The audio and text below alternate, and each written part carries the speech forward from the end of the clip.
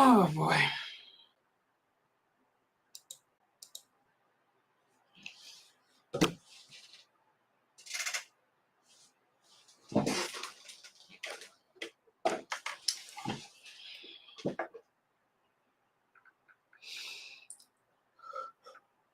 Ooh.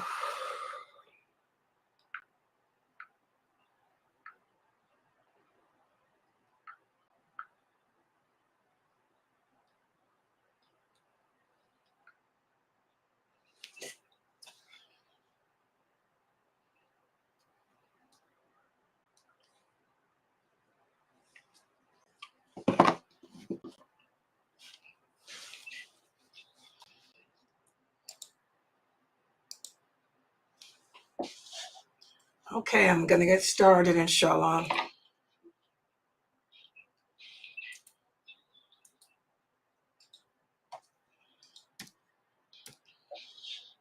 Okay, I'm going to get started, inshallah.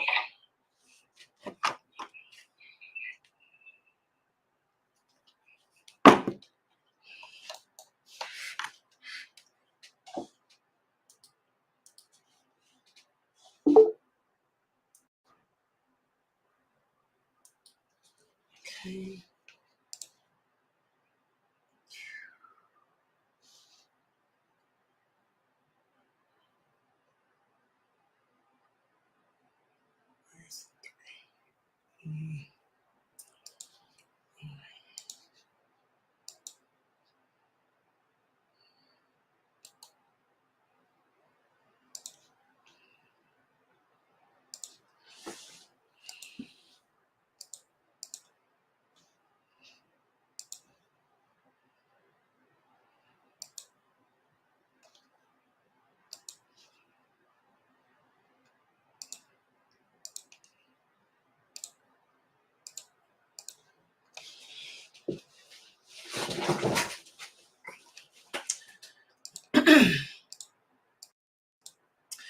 Okay. Ina alhamdulillah wa salat wa salam ala wa rasulullah.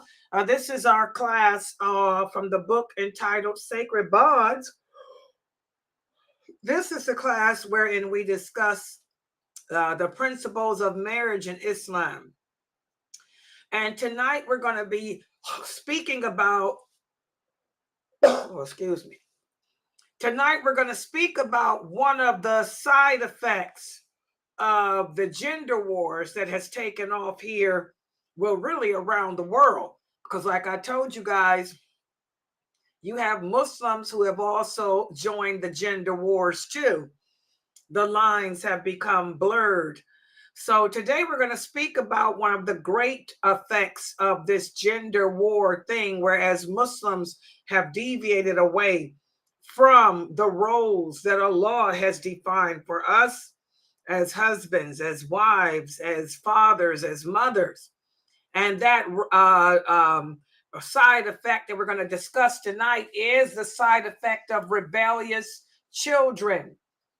We have a serious problem with rebellious children. And so let me do this. Put my PowerPoint up on the screen. And this is chapter 8 of the book that we will be discussing tonight. Okay.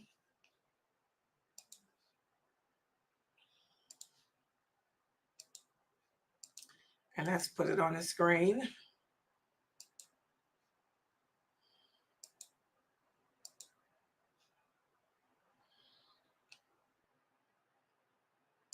Okay, inshallah, everyone should be able to see this on the screen.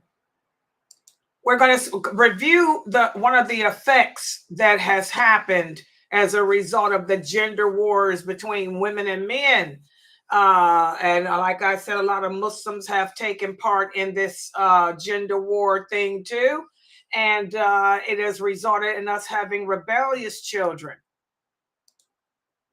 And what Brother Abdullah Kirk speaks about here, he starts the discussion off by reiterating that if we analyze the modern impact, the impact of modern ideologies on gender roles, We can see that our families are disintegrating by men and women shifting their dynamics. We have basically unstabled the family foundation. Remember, Allah is the creator. Allah knows his creation better than we know ourselves.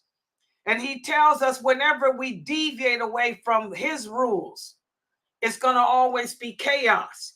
And that's what's happened today. Women and men have adopted their own gender roles. And as a result, the family unit is disintegrating. Okay? Our children, as we, as women and men, husbands and wives, mothers and fathers, come engaged in this battle of gender roles, our children pay the price because our children are left neglected. We're so busy focusing on our roles and our aspirations that we neglect our children, and our children end up taking on harmful behaviors that they find from television and things like that. So whenever we shift away from the balance of rules that Allah puts in place for us, it always results in chaos. You look at the average home and you find that children openly defy their parents. The children yell at you, they curse at you, and they can even disown you. You can't even discipline or admonish your child nowadays. They'll get on the phone and report you. You'll end up arrested, demeaned.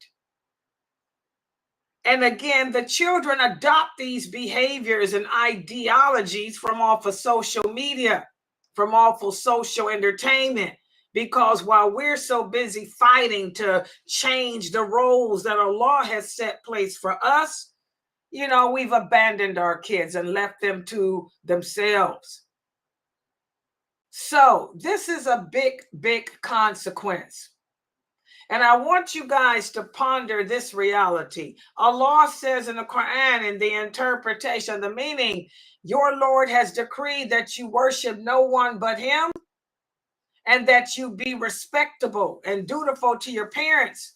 If one of them reach old age, do not say a word of disrespect, nor shout at them, but address them in terms of honor. But we don't see this happening, even in our community. You go to the mosque, you will hear children yelling at their parents, telling them no. Some children will even hit their parents. Some children will curse their parents. You know, all of this because, again, as Allah says, whatever evil befalls us, it befalls us because we brought it on ourselves. And how did we bring this on ourselves? By abandoning the rules and guidelines that Allah set in place for us. And also our Prophet, Sallallahu Alaihi Wasallam, said, Islam is a way of life based on being merciful to others. A person who is not merciful to the children, a person who is not respectable to the elderlies, this is a person who is not one of us. Islam is a check and balance. Just like I have to be merciful in my dealing with children, they're supposed to be respectable in their dealings with me. And it's very important for us as Muslims to get today in 2024, we need to sit down with our Muslim educators and together work something out, whereas we can bring back the values of respect and obedience in our children. We have to counteract the negative influence that comes from social media by actively teaching our children the importance of honoring their parents, honoring their elders. And this is through one-on-one training with your children. Without that, we'll continue to have the chaos that we have. And also, we parents need to take a good hard look at ourselves too. We have to stop trying to change what Allah has perfected. Allah tells us in the Quran, on this day have I perfected your religion for you. Allah didn't make no mistakes. He didn't forget anything. I don't care if it's the 6th century or the 80th century. Allah has already told us how to behave. That though his advice never gets old. So as Muslims, we have to lead by our example as parents, show our children through our actions the importance of honor and respect. You want to create an environment in your home that's filled with love, communication, respect, and trust. So again, our priorities have become twisted in 2024. We're so busy trying to keep up with the Kardashians. We need to get back to the Abdullahs. We have to monitor social media, not sit there letting our children spend so much time on it.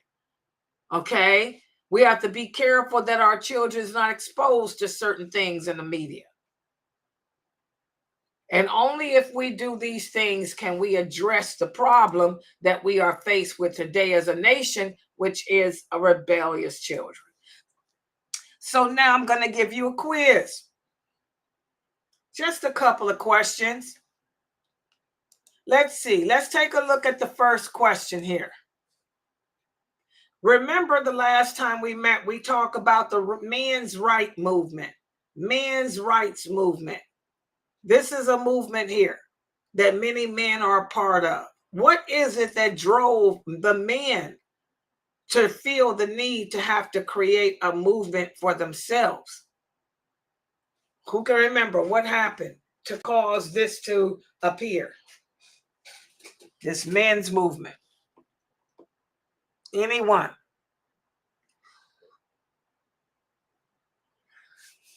I don't remember what happened, but I'm just going to just answer the question. So what happened, I don't remember in the book, but what happened is the value of Allah's laws and rules and how the men is actually picking, how they pick the women.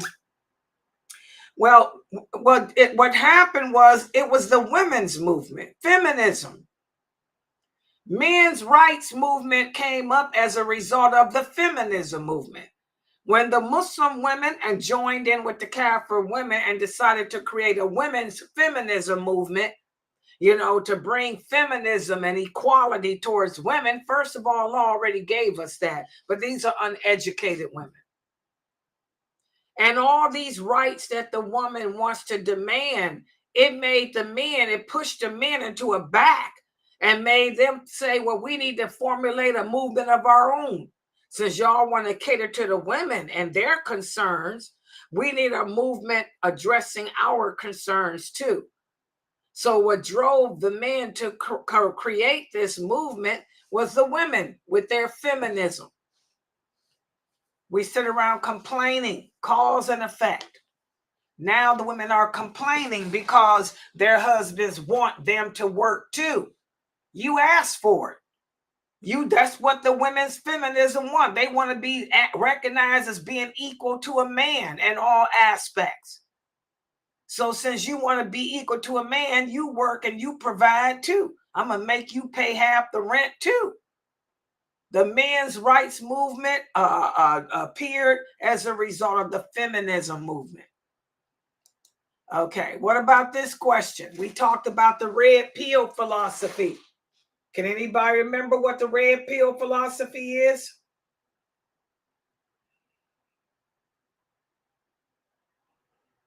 And what is it based on? What is the red pill philosophy based on? The Matrix movie. Yeah, what about it? I just remember the role of the dislike. I'm gonna let somebody else answer. What was the purpose of the red pill, guys? What does the red pill mean? If you take the red pill, what does it do? Okay, the red pill philosophy is based on reality. You take the red pill, you're stuck in that reality of how things are. The blue pill, you can make your own reality and change it. So that was where this cramp came up from. The matrix. Do you want to stay in living in the red pill? You're in an illusion. You're deluded into believing that things are one way when they're not. But the blue pill wakes you up out of that reality. So that's what it was based on. And again, you know, we Muslims have no need for a red or blue pill because Allah already told us what our roles are. What about this one? Last question. A platform for men to discuss their struggles and concerns is manosphere, or is it the blue pill? Which one of them is a platform that men use to complain about their problems and their struggles, their concerns? Manosphere. Exactly. It's the manosphere. That's a forum. It's an open forum where men go, and believe it or not, there's Muslim men in there too, complaining. Men go and complain about their struggles in life, their problems in life, and then they try to offer solutions to one another. You know, so again, this is what the Kafirs have come up with. This is the way non-believing men address their problems. But there's no need for us as Muslims to fall to this, just like there's no need for us Muslims to fall to feminism, because Allah elevated us and Allah raised us and told us that we complement each other. He defined what the roles of the woman are, what the roles and obligations of the man are, and we complement. But unfortunately, Muslims are not aware of their religion. So we got a lot of Muslims who have adopted this red pill philosophy and way of life and stuff as well.